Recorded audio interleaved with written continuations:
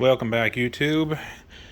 Here we are. I'm finally getting to work on the Dana 30 again, and just finished up welding the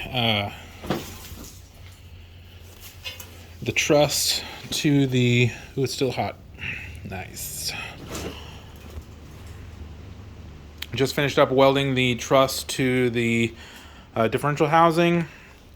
So let's see where we're at here.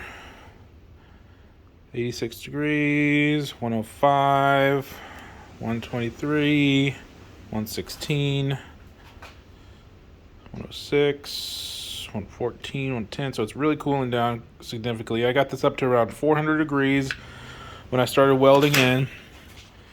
Get a close up of the welds.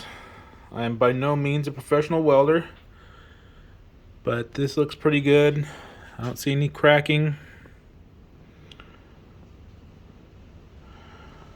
So I've got that welded in, letting it come to ambient temperature. I've got the fire blanket, and then I used just a regular shipping blanket to insulate it.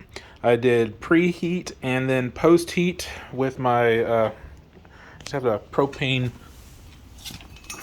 weed burner that I use there. It heats it up nice and even.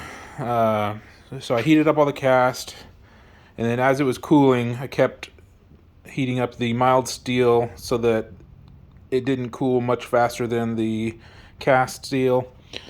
So that's coming through. I've got the truss all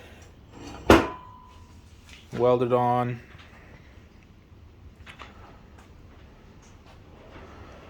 Not too bad.